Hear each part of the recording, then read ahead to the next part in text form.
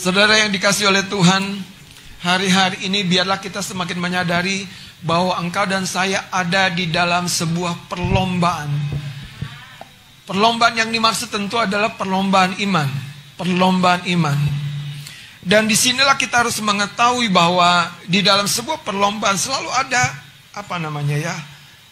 kompetisi, persaingan. Di dalam setiap perlombaan selalu ada lawan tanding. Karena itu pertanyaannya adalah, apakah setelah sekian putaran kalau seorang pelari jarak jauh, kita akan mulai kehilangan fokus kita? Kita akan mulai merasa terlalu letih dan tidak mampu bertanding? Atau mungkin dalam sesuatu lari tertentu, Anda mengalami cedera dan Anda memutuskan, ya sudah, aku tidak akan menyelesaikan pertandingan yang aku sudah jalani ini.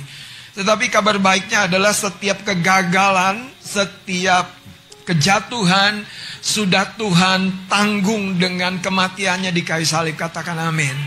Itu sebabnya Anda selalu punya new beginning, permulaan yang baru setiap hari. Permulaan yang baru itu memberikan sebuah pengharapan yang kuat, yang di dalamnya Anda seperti menerima satu vaksin booster. Anda punya kesegaran, kekuatan, satu daya imun yang baru. Ada dorongan yang lebih kuat. Pertandingan iman yang engkau dan saya hadapi, saudara, ini yang kita harus sadari, seringkali merupakan pertandingan yang sifatnya jangka panjang. Kalau dalam perlombaan larinya lari maraton. Bahkan bukan hanya lari maraton, larinya ada panca lomba. Ada berenangnya, ada larinya, ada lompatnya. Dan itu sebabnya engkau harus belajar membuka dirimu jadi seorang yang baru setiap hari. Wow. Jadi orang yang baru, saudara, setiap minggu. Sederhana sebetulnya. Setiap Anda menangkap janji Allah, seperti kata Kak Sari, setiap Anda menangkap firman Allah, itu batin kita itu di-recharge, saudara. Anda bukan hanya diisi baterai rohani Anda, tetapi Anda menerima sebuah bekal. Bekal yang membuat Anda memasuki sebuah dimensi rohani yang lebih dalam lagi, dimensi surgawi. Karena itu, pada pagi hari ini saya beri tema tetap berlomba dengan baik. Apakah engkau dan saya tetap berlomba dengan baik? Atau sudah mulai, saudara, menurun staminamu? Ini waktunya kita bangkit. Katakan haleluya. Mari kita lihat Galatia pasal 5 ayat yang pertama sampai ayat yang ke-7. Galatia pasal yang kelima ayat pertama sampai ayat yang ke-7. Mari kita akan baca bergantian. Kita bangkit berdiri saat pertama. Jemaat yang dikasihi oleh Tuhan, ayat yang kedua bergantian sampai ayat yang ke-7. Kemerdekaan Kristen. Supaya kita sungguh-sungguh merdeka, Kristus telah memerdekakan kita. Karena itu berdirilah teguh dan jangan mau lagi dikenakan kuk perhambaan. Sesungguhnya aku, Paulus, berkata kepadamu, jikalau kamu mengingatkan dirimu, Kristus sama sekali tidak akan berguna bagimu. Sekali lagi aku katakan kepada setiap orang yang menyunatkan dirinya bahwa ia wajib melakukan seluruh hukum Taurat. Kamu lepas dari Kristus jikalau kamu mengharapkan kebenaran oleh hukum Taurat. Kamu hidup di luar kasih karunia. Sebab oleh roh dan karena iman kita menantikan kebenaran yang kita harapkan. Sebab bagi orang-orang yang ada di dalam Kristus Yesus, hal bersunat tidak mempunyai suatu arti, hanya iman yang bekerja oleh kasih. Ayat 7 baca bersama-sama. Dahulu kamu berlomba dengan baik. Siapakah yang menghalang-halangi kamu sehingga kamu tidak menuruti kebenaran lagi? Silakan duduk. Saudara, kalau kita baca kitab Galatia, kita akan lihat sebuah gaya bahasa dan tulisan dari Rasul Paulus yang berbeda dengan kitab-kitab yang lain. Di kitab Galatia inilah Rasul Paulus menuangkan isi hatinya dari sisi lain yang lebih cenderung negatif. Paulus mengungkapkan kemarahannya. Kalau Anda baca cerita ini, ada satu ayat yang mengatakan kalau ada orang yang menyampaikan Injil lain, yang menekankan hidup agamawi Yahudi, yaitu soal bersunat, yang merupakan cara bangsa Yahudi pada waktu itu menjadi orang yang terhisap dalam perjanjian Abraham. Cara bersunat itu menjadi cara seseorang terhisap masuk dalam perjanjian Allah dengan Abraham. Dan itulah bangsa Yahudi. Dan di dalam jemaat Galatia ini, pengajaran yang merupakan Injil kasih karunia, kabar baik kasih karunia, yang artinya saudara, kebenaran yang kita terima itu tidak lagi berasal dari Gunung Sinai. Kalau dalam cerita konteks hukum Musa diturunkan, kitab Taurat diturunkan di Gunung Sinai. Hukum-hukum itu yang menekankan siapa yang melakukannya, dia akan hidup. Siapa yang melakukannya, dia akan menerima bagian. Tetapi sekarang kebenaran berasal dari Kristus, yang diperoleh melalui iman kepada kasih karunia di dalam Yesus Kristus. Artinya saudara, engkau dan saya mengalami sebuah adopsi dari kehidupan berdasarkan hukum, sekarang berdasarkan Injil kasih karunia. Makanya ketika Rasul Paulus menyampaikan suratnya kepada jemaat di Galatia, itu dimulai dengan sebuah ungkapan, aku heran, kenapa kamu begitu cepat berpaling? Nah, di akhir zaman ini ada dua kecenderungan yang akan datang dan coba menarik kita mundur ke belakang. Salah satunya seperti yang dialami oleh jemaat Galatia, yaitu hukum-hukum agamawi. Hukum-hukum agamawi. Sehingga segala satu kita lihat dari sudut pandang, siapa melakukan banyak kebaikan tentu akan lebih dikasihi oleh Allah. Betul atau tidak? Tidak. Makanya kalau kita lihat kepada Injil kasih karunia, Anda dikasihi sempurna di dalam Yesus Kristus. Apa yang lebih daripada pengorbanan satu-satunya anaknya? Apa yang lebih? Makanya kalau dikatakan lebih dikasih, bagaimana Allah lebih mengasihi? Seringkali faktornya adalah ketika kita mengalami jawaban doa, seolah-olah kita merasa lebih dikasih. Padahal tidak demikian. Kasih Allah kepada kita sudah pol. Dia mau mengasihi kita dengan cara yang bagaimana? Putranya satu-satu sudah dikorbankan. That's it. Selesai. Sudah dibayar semuanya. Jadi kalau kita katakan biar kita lebih dikasih Allah, bukan begitu saudara. Itulah seringkali jebakannya apa? Hidup agamawi. Anda dan saya dikasih, coba kasih tahu lagi, kita dikasihi oleh Allah. Bukan karena Anda berbuat baik. Wong Yesus mati waktu kita masih berdosa, betul? Sebelum kita percaya kepada dia, dia sudah mati buat kita.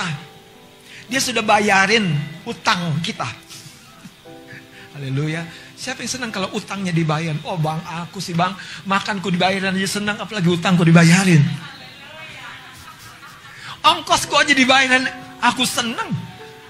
Apalagi utang dibayarin. Haleluya. Tuhan membayar seluruh hutang dosa kita dengan sempurna. Ketika saya, saudara, dapat tema di Pasutri, saya mundur ke belakang. Itu sebuah kesempatan di mana Tuhan membuka lebih dalam lagi kebenarannya dan menyadarkan saya, siapa saya di belakang tidak jadi referensi untuk Anda menjadi siapa Anda di depan. Mau Anda pecandu, Anda mau orang yang duniawi, atau Anda seorang yang agamawi. Wah, kalau ke gereja tuh pokoknya rapi. Haleluya. Nggak ada tuh pakai jeans.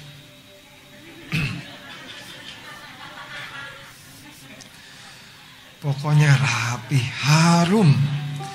Kalau dia datang, selalu suasana berubah. Tenang. Karena ketawa nggak boleh ngakak. Nggak ada tuh high five. Nggak ada. Shalom. Dalam ya kan. Shalom. Anda diberkati.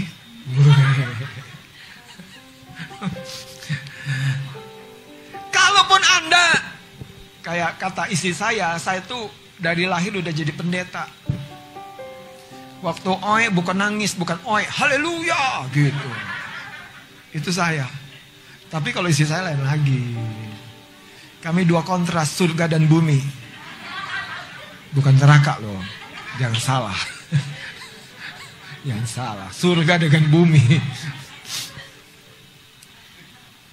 Ya kan? Sekali lagi ada dua kutub saudara. Anda akan ditarik kepada sebuah legalitas. Legalitas. Sampai kita lupa bahwa hidup kita tuh karena kasih karunia. Anda membawa korban persembahan supaya bukan dosa Anda diampuni. Itu karena wujud kasih. Kita mengasihi Tuhan. Membawa miliknya Tuhan pun karena wujud kasih. Bukan supaya kita diberkati. Anda sudah diberkati. Sebagai anaknya, startingnya itu. Sebagai miliknya, Anda sudah Paul diberkati. Itu sebabnya dua orang anak di satu rumah, sang bapak berkata begini kepada yang sulung, yang kecewa, yang marah di Lukas pasal 15. Anakku, semua yang aku punya kamu punya. Masalahnya kamu tidak menyadari, kamu tidak mempercayainya. Si sulung siapa? Gambaran siapa? Bangsa Yahudi yang hidup dengan legalitas. Aku udah bekerja sekian lama, tapi engkau tidak memberi kepadaku satu ekor kambing untuk berpesta dengan teman-temanku. Tapi yang satunya lagi siapa? Si bungsu. Gambaran siapa? Tadi. Yang duniawi saudara. Yang duniawi. Ini yang hidup dengan pelacur. Kan itu ditulis. Yang menghambur-hamburkan warisan yang sudah kau beri Bapak. Tapi dia pulang. Dipeluk. Dikasih jubah yang terbaik. Dikasih cincin. Hari ini pertanyaannya, Anda di mana? Apakah Anda masih cenderung ditarik ke belakang seperti si bungsu? Atau Anda ditarik ke belakang seperti yang sulung? Aku harus kerja keras dulu. Baru menikmati mimpi-mimpiku. Ya itu makanya mimpi terus. Anda harus hidup dalam kasih karunia. Gini loh hidup dalam kasih karunia. Anak kami sambil, maaf Pak boleh enggak begini-begini boleh. Kok kamu tanya boleh enggak? Menurut kamu, Papa izinkan? Izinkan, selesai. Menurut kamu, mama mampu gak? Mampu, selesai. Namanya mama, papa, maunya apa? Kebahagiaan anaknya. Lah kalau kita harus berkata gini. Jadi kalau aku ingin ini, aku harus baik-baik dulu sama mama papa. Itu kami beri, kami sediakan untuk memperlengkapi kamu. Jadi seperti yang kamu mimpikan. Bayangkan kalau Tuhan berkata seperti itu. Masalahnya sederhana. Apakah kita seperti sulung atau seperti bungsu? Nah, di jemaat Galatia, ini satu ekstrim. Mereka punya satu tarikan kepada pola agamawi. Makanya setelah mereka dilayani oleh Rasul Paulus, yang menyampaikan Injil kasih karunia, percaya saja, engkau akan mengalami bukan hanya keselamatan. Kayaknya masih agak susah nih. Kayaknya loadingnya kelihatan agak gimana. Udah sarapan? Apa nasi uduknya terlalu kenyang? Atau ikan tongkolnya terlalu enak? Lontong Medannya enak sekali bang. Jadi gini, itu yang terjadi. Petrus muridnya di perahu sama Yesus. Diombang-ambingkan gelora laut, angin. Mereka lagi berlayar. Kemudian Yesus mendatangi dengan berjalan di atas air. Siapa yang bertanya? Kan dia bilang gini, ini aku ini. Petrus spontan berkata, kalau engkau itu guru, suruh apa? Aku berjalan. Tuhan tuh gak bilang begini, emang kamu udah berapa tahun jadi muridku? Yesus tuh gak legalitas. Memang kamu udah kasih persembahan berapa ke gereja? Enggak. Memang kamu melayani apa di gereja? Siapa kamu? Aku memang orang yang paling hina. Aku tidak dianggap oleh orang lain. Tapi aku biji matamu Tuhan. Wih. Giliran Tuhan yang nangis. Benar aku. Petrus. Itu yangkung sekarang. Yangkung.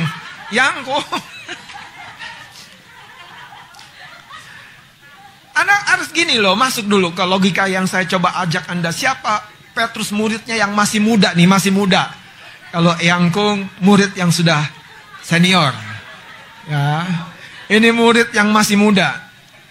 Arogan, sombong, ceplas-ceplos, kagak mikir. Bukan ya.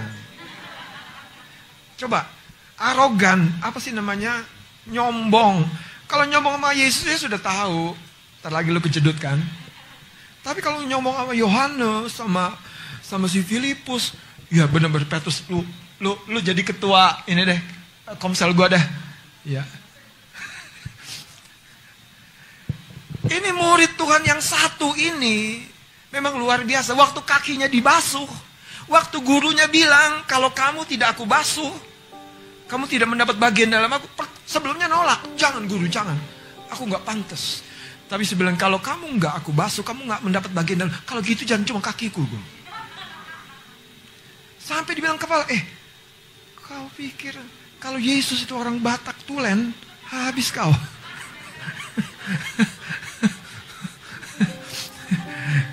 Untung Yesus orang Solo.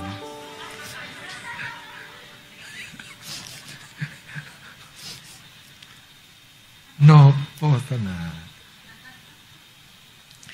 Sampai dibilang Yesus tuh nggak baperan loh saudara. Jadi pemimpin. Aduh, enggak baperan. Bahkan ya dikhianati oleh muridnya itu. Enggak baperan tuh, bangkit. Yang dibesuk pertama siapa? Bukan Yangkung. Murid Petrus masih muda itu. Dibesuk di mana? Di tempat kerjanya di pinggir pantai. Kok nggak datang kebaktian? Besok datang ya, nggak datang kok nggak datang kebaktian. Besok datang ya, kunjungi. Haleluya. Kunjungi. Nah Yesus itu nggak baperan. Gini yang saya mau terangkan. Dia betul-betul tidak legalistik atau agamawi. Tapi dia juga tidak duniawi. Dia bukan si sulung, dia bukan juga si bungsu.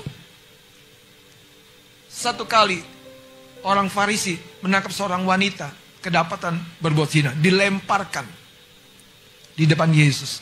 Menurut hukum, waduh, ini kayak ruang sidang ya. Menurut hukum Musa, wanita seperti ini dilempari dengan batu. Tapi Yesus tidak menjawab. Yesus tidak menjawab. Yesus tidak menjawab. Yesus tidak menjawab. Terus didesak sampai akhirnya, siapa daripada engkau yang tidak berdosa yang pertama melempar? Saudara, ternyata ketika mereka semua pada mundur karena perkataan Yesus itu, si wanita ini bangkit melihat tinggal satu orang dengan masih ketakutan. Bertanya, engkau tidak menghukum aku juga? Tidak. Pergilah. Saudara, apa yang Yesus sedang peragakan, dia membawa hidup ini bukan dimulai dari agama, bukan dimulai dari dunia. Hidup ini dimulai dari kerajaan Allah. Sehingga hukum yang berlaku bukan hukum agamawi, hukum duniawi, tapi hukum kerajaan Allah. Saudara, apa yang membuat jemaat Galatia menjadi terhenti atau seperti mandek perlombaannya? Mari kita lihat, saudara. Dalam Galatia pasal yang kelima ini, kalau kita lihat ayat yang kedua, sesungguhnya aku Paulus berkata kepadamu, jikalau kamu menyunatkan dirimu, ternyata ada ajaran-ajaran lain yang menekankan seorang Yahudi atau seorang yang bukan Yahudi yang kemudian jadi orang Kristen itu juga harus menyunatkan dirinya. Apa? Harus mengikuti tradisi-tradisi agama Yahudi sebelumnya. Makanya Paulus ini menolak dengan keras. Coba ayat 3. Sekali lagi aku katakan kepada setiap orang yang menyunatkan dirinya, ia wajib melakukan seluruh hukum Taurat. Kamu lepas dari Kristus. Jikalau kamu mengharapkan kebenaran oleh hukum Taurat. Jadi konteksnya sunat itu sekali lagi, supaya kita terhisap, mendapat bagian dalam janji Allah kepada Abraham. Itu melalui sunat. Dan mereka ditekankan seperti itu oleh pengajar-pengajar lain. Lihat lagi ayat 5-nya. Sebab oleh roh dan karena iman kita menantikan kebenaran yang kita harapkan. Sebab bagi orang-orang yang ada dalam Kristus Yesus, hal bersunat atau tidak bersunat tidak mempunyai sesuatu arti. Hanya iman yang bekerja oleh kasih. Baru dia katakan begini. Dahulu kamu berlomba dengan baik. Siapakah yang menghalang-halangi kamu sehingga kamu tidak menuruti kebenaran lagi? Kekasih-kekasih Tuhan. Mari kita akan lihat sekarang Filipi pasal yang ketiga. Surat Rasul Paulus mendorong engkau dan saya untuk mengambil bagian dalam perlombaan iman ini dengan cara yang terbaik. Sayangnya jemaat Galatia ketika ditinggal oleh Rasul Paulus karena sang rasul ada di dalam penjara, ada pengajar-pengajar lain. Kan itu teman-teman dengan saya, Anda harus terhubung terus dengan pengajaran yang benar. Pengajaran yang menekankan kasih karunia, Injil, kabar baik. Kita akan lihat kitab Filipi pasal yang ketiga.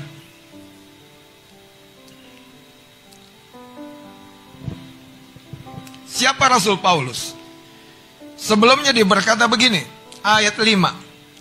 Filipi pasal 3 ayat 5 dulu.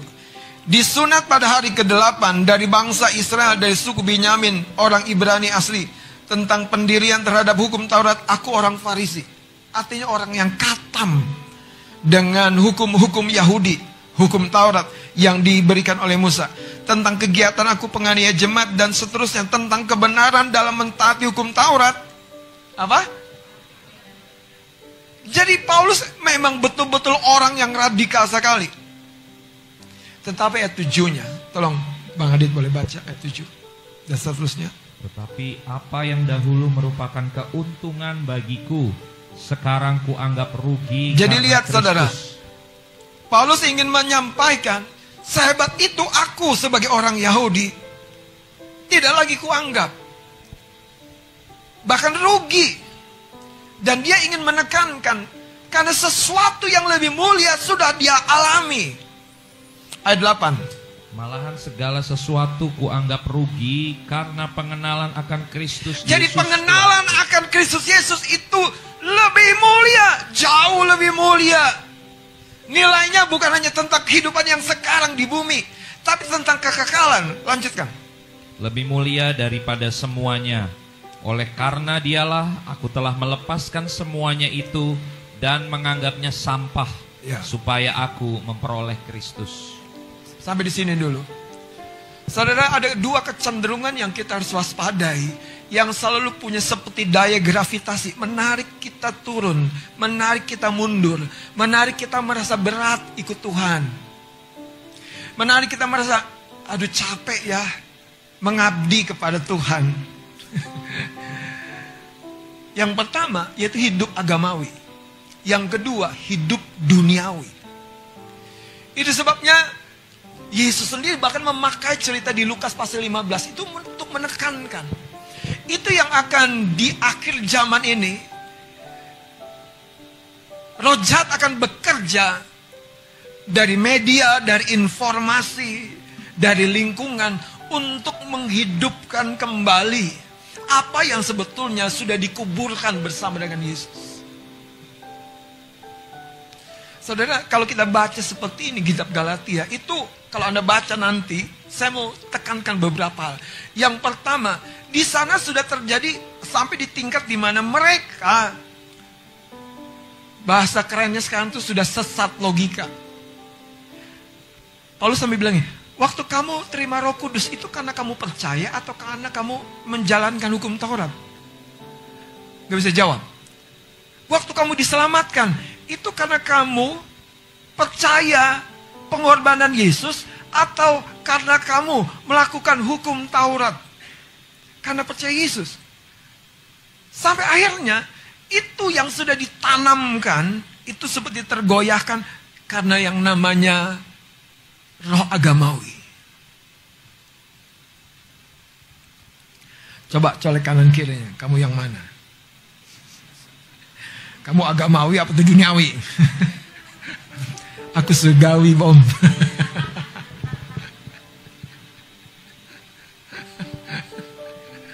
Aku dua-duanya. Waduh, ngeri kali. Nanti kalau Tuhan datang ada di mana kita? Nggak di dunia, nggak di surga. Di awang-awang. Pertanyaannya hari ini, bersediakah kita melepaskan tarikan-tarikan, memori-memori, kenangan-kenangan, kemanisan-kemanisan yang lama itu? Bersediakah kita memberikan waktu kepada Tuhan untuk lebih lagi membasuh seluruh keberadaan kita? Dari seorang yang selalu hidupnya agamawi, sampai ngelihat orang seperti si bungsu diberkati itu bingung, sakit hati sama Tuhan. Dia hidupnya kayaknya doanya jarang tuh. Tapi kok lebih diberkati? Masalahnya sederhana. Karena tadi ada yang namanya Injil kasih karunia. Kita menerima blessing itu karena kita percaya. Kepada apa? Kepada kemurahan Tuhan. Rasul Paulus berkata tentang pertandingan iman yang dia dorong kembali kepada jemaat Galatia. Lihat ayat 10. Yang ku kendaki ialah mengenal dia dan kuasa kebangkitannya dan persekutuan dalam penderitaannya, di mana aku menjadi serupa dengan dia dalam kematiannya. Jadi Paulus punya satu kerinduan, satu obsesi yang begitu dalam dari dalam pengejarannya kepada Tuhan. Untuk mengalami persekutuan dengan penderitaannya dan dia diubahkan semakin serupa dengan Kristus. Apakah sudah selesai ketika dia menjadi rasul? Belum. Ayat 12 kita perhatikan. Bukan seolah-olah aku telah memperoleh hal ini. Apalagi kalau dibilang sudah sempurna. Waduh, masih jauh. Gimana dengan kita? Itu sebabnya saudara. Ada beberapa orang, kadang-kadang ya. Kalau dia mau saat teduh, dia mau doa tuh gak enak sama keluarganya. Ih, kudus banget loh. Pagi-pagi doa, ya ampun.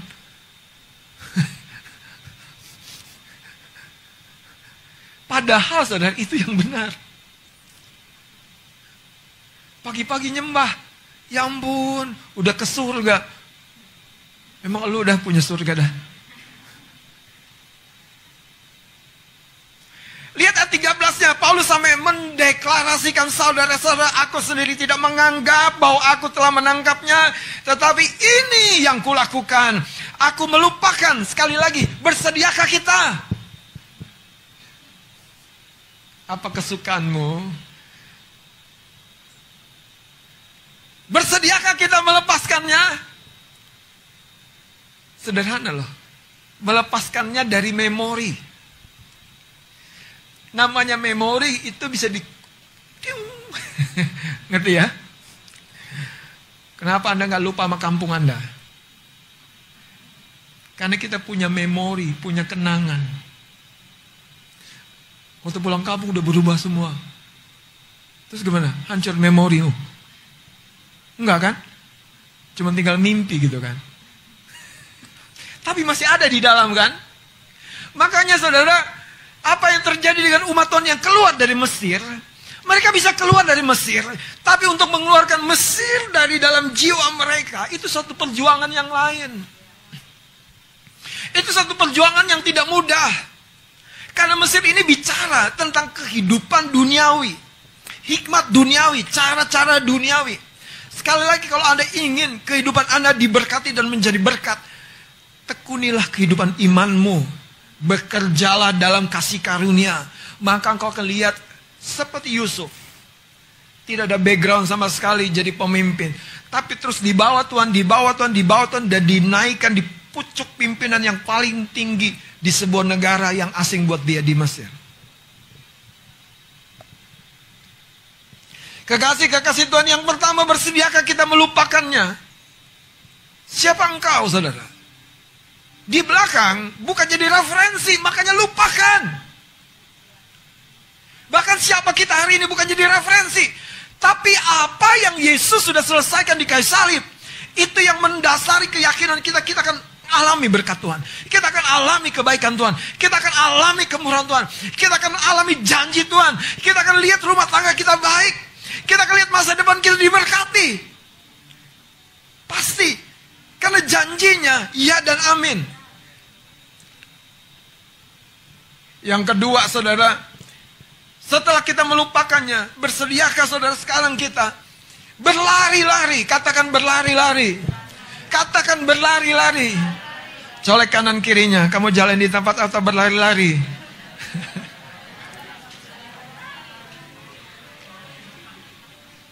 Ada orang berkata begini, yang penting aku sudah begini, sudah begitu, ya sudah begini, sudah begitu. Aku sudah jadi ini, jadi itu. Pertanyaannya, Anda lebih baik dari Anda yang kemarin atau tidak? Kita lebih baik dari kita yang minggu lalu atau tidak? Aku sudah berusaha bang, tapi turun lagi, mundur lagi, bangkit lagi. Sekali lagi, kalau saya pernah ilustrasikan ya, kalau Anda tidak bisa ditelepon, yang pertama kemungkinannya yang paling mungkin, nih pahami, Anda sedang online. Dengerin, ini analoginya sederhana. Kalau Tuhan tidak bisa melawat Anda, jangan-jangan saudara, dunia sedang online sama engkau. Tapi kalau Anda berkata, Tuhan aku siap, aku ada, aku menanti-nantikan engkau seperti Daud. Tidak pernah luput Tuhan melawat kehidupan kita. Lepaskan, lupakan. Yang kedua, berlari-lari. Wahyu pasal yang ke-12, coba kita akan lihat saudara. Ayat yang ke-12 berkata, penguasa dunia ini tahu waktunya sudah sangat singkat. Karena itu kalau engkau tidak ambil sikap sekarang, detik berikutnya, waktu berikutnya akan menjadi sebuah detik dan waktu yang berbeda. Wahyu 12 ayat 12, tolong seorang baca. 12 ayat yang ke-12. Ya. Karena itu bersukacitalah, hai sorga dan hai kamu sekalian yang diam di dalamnya. Celakalah kamu, hai bumi dan laut, karena iblis telah turun kepadamu dalam geramnya yang dahsyat. Karena ia tahu bahwa waktunya sudah singkat. Karena iblis tahu waktunya sudah singkat. Jangan lagi kita berfokus kepada hidup duniawi. Ingat, jangan berfokus. Jangan berfokus. Sehingga kau jadi susah, gampang larut, gampang kecewa. Tapi kalau Anda berfokus juga kepada hidup agamawi, jangan. Anda seperti susah di bumi, susah di surga nanti. Artinya apa? Rasanya aku jauh dari Tuhan. Padahal Tuhan berkata, nak, tembok itu sudah roboh ketika Yesus sudah mati di kayu salib. Aku sudah hadir dalam hidupmu. Tapi engkau kehilangan waktu buat aku. Saudara, jemaat Galatia itu jemaat yang dikasih oleh Rasul Paulus. Sampai Rasul ini berkata begini, untuk engkau aku menderita sakit bersalin lagi. Apa artinya? Mengerang dalam doa syafaat. Mengerang dalam sebuah doa yang berkepanjangan. Supaya apa? Rupa Kristus menjadi nyata. Target hidup kita itu rupa Kristus menjadi nyata. Kita menjadi sebuah etalase di mana orang dunia melihat, ada kemurahan hati dalam hidupmu. Ada kesabaran dalam hidupmu, bukan ada marah-marah. Kalau lagu sekolah minggu itu kan bagus kan? Ya kan? Di dalam hidupmu ada penguasaan diri. Di dalam hidupmu ada kesetiaan. Di dalam hidupmu ada apa? Sukacita. Di dalam hidupmu ada apa? Ada kemurahan hati, kebaikan. Itu yang Tuhan inginkan ketika Dia mengutus Rasul Paulus di kota Galatia. Sayangnya saudara, jemaat Galatia telah kehilangan perspektif yang lebih tinggi dari hidup dunia dan hidup agamawi. Mereka kehilangan bahwa Rasul Paulus hendak membawa mereka semakin serupa dengan Kristus. Bukan membawa mereka sekedar diberkati, sekedar diselamatkan. 2 Korintus pasal 8 ayat 9, mari kita akan baca saudara. 2 Korintus pasal 8 ayat 9. Ini sebabnya tetaplah bertanding dengan baik. Terkadang memang ada pengorbanan yang lebih daripada waktu-waktu sebelumnya. Tapi it's okay. Itu patut kita lakukan. 2 Korintus pasal yang ke-8 ayat 9. Firman Allah berkata, karena kamu apa? Telah mengenal kasih karunia Tuhan kita Yesus Kristus, bahwa Ia yang oleh karena kamu, dengerin, bahwa Yesus yang oleh karena kita penyebabnya menjadi miskin. Supaya apa? Supaya Ia menjadi miskin sekalipun Ia kaya, supaya kamu menjadi kaya oleh karena kemiskinannya. Saat ini bukan hanya bicara harta. Dia mempunyai surga. Dia punya melampaui batas. Dia punya damai sejahtera yang kau cari. Dia punya kebahagiaan yang kau rindukan. Dia punya semua fasilitas duniawi untuk kepentingan duniawimu supaya kau hidup bahagia. Dia punya. Tapi dia punya lebih daripada itu. Cuman Rasul Paulus mengajarkan, kenal kasih karunia itu. Dia telah mati bagimu, dia telah miskin bagimu, dia telah berkorban bagimu.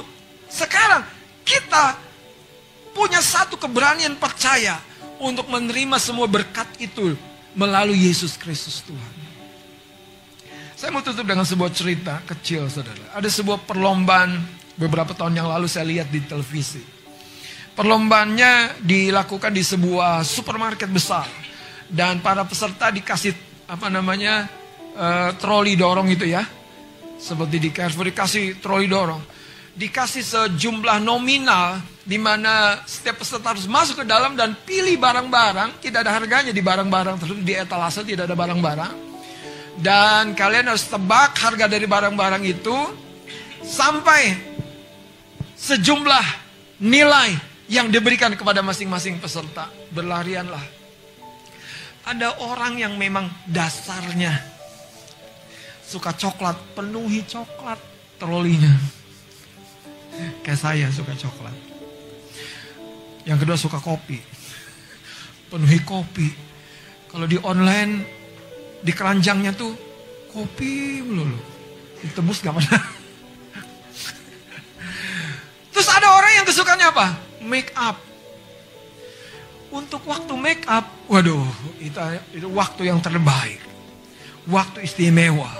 Waktu yang harus kusisihkan dari yang lain-lainnya. Ada lagi orang yang suka apa? Buku. Ambil buku banyak-banyak. Ada lagi orang yang suka perhiasan. Tapi ketika mereka menghadapi perhitungan, yang menentukan itu bukan apa yang mereka ambil dari rak itu. Tapi seberapa nilai yang tepat seperti yang diberikan kepada masing-masing peserta. Yang ngambil buku-buku udah penuh, udah berat, udah capek dong bawanya. Udah mikir terus tiap hari. Baca terus tiap hari. Yang makan coklat udah sampai, waduh. Yang minum kopi udah sampai. Apa kesukaan kita? Hal yang di dunia atau hal yang tadi agamawi? Hidup kita begitu tertib sampai ngaku dosa tuh nggak berani. Ngaku dosa tuh harus di Facebook bahkan. Tuhan, semoga Engkau membaca statusku. Dan sayangnya Tuhan berkata, bro, insaf sis, insaf.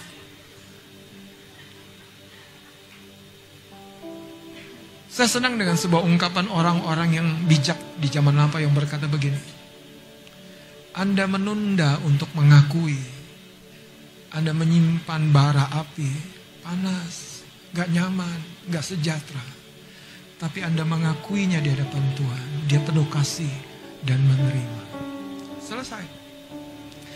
Peserta itu kembali ke kasih dan dihitung semuanya. Sayangnya, yang menang yang mana? Yang ambil coklat banyak-banyak? Ambil buku banyak-banyak? Ambil apa? Yang ambil sesuai dengan perhitungan nilai. Makanya begini, kalau Anda bilang waktumu dengan teman-teman itu bernilai, nilainya sampai di mana? Apakah sesuai dengan yang Tuhan berikan? Kalau engkau bilang waktumu untuk nongki-nongki, itu bernilai. Ayo cocokkan.